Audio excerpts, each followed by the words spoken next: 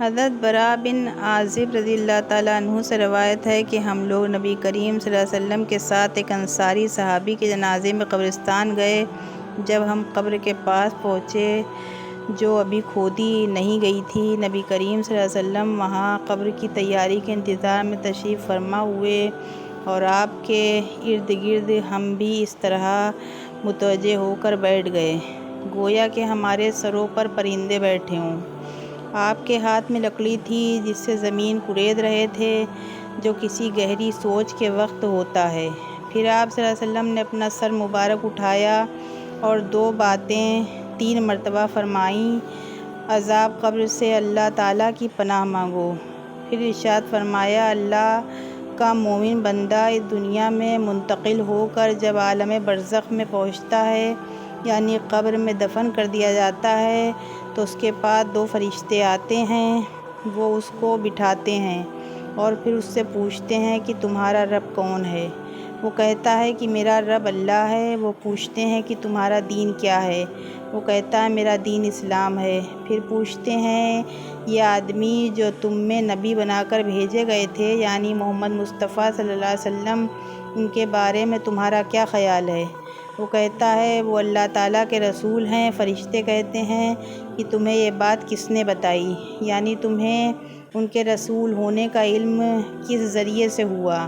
وہ کہتا ہے کہ اللہ تعالیٰ کی کتاب پڑھی، اس پر ایمان لایا اور اس کو سچ مانا۔ اس کے بعد رسول اللہ صلی اللہ علیہ وسلم نے ارشاد فرمایا، مومن بندہ فرشتوں کے مذکورہ بالا سوالات کے جوابات جب اس طرح ٹھیک ٹھاک دے دیتا ہے تو ایک منادی آسمان سے ندا دیتا ہے، یعنی اللہ تعالیٰ کی طرف سے آسمان سے اعلان کرایا جاتا ہے کہ میرے بندے نے سچ کہا، لہذا اس کے لیے جنت کا بستر بچھا دو، اسے جنت کا لباس پہنا دو اور اس کے لیے جنت میں ایک دروازہ کھول دو۔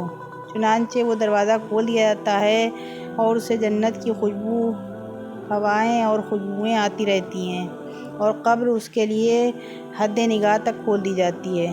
یہ حال تو رسول اللہ صلی اللہ علیہ وسلم نے مرنے والے مومن کا بیان فرمایا۔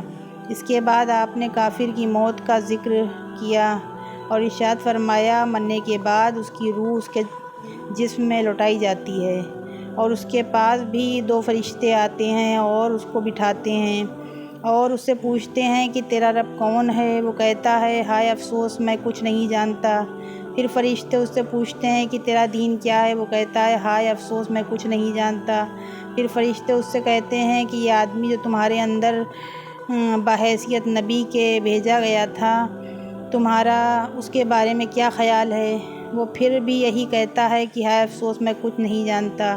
اس سوال جواب کے بعد آسمان سے ایک پکارنے والا اللہ تعالیٰ کی طرف سے پکارتا ہے کہ اس نے جھوٹ کہا۔ پھر اللہ تعالیٰ کی طرف سے ایک منادی آواز لگاتا ہے کہ اس کے لیے آگ کا بستر بچھا دو اور اسے آگ کا لباس پہنا دو اور اس کے لیے دوزخ کا ایک دروازہ کھول دو۔ چنانچہ یہ سب کچھ کر دیا جاتا ہے۔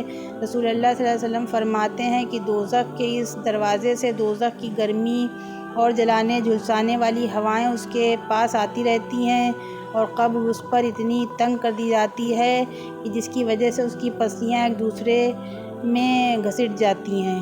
فرشتوں کا کافر کو یوں کہنا کہ اس جھوٹ میں کہا، اس کا مطلب یہ ہے کہ کافر کا فرشتوں سے سوال کے جواب میں اپنے انجان ہونے کو ظاہر کرنا جھوٹ ہے، کیونکہ حقیقت میں وہ اللہ تعالیٰ کی توحید، اس کے رسول اور دین اسلام کا منکر تھا۔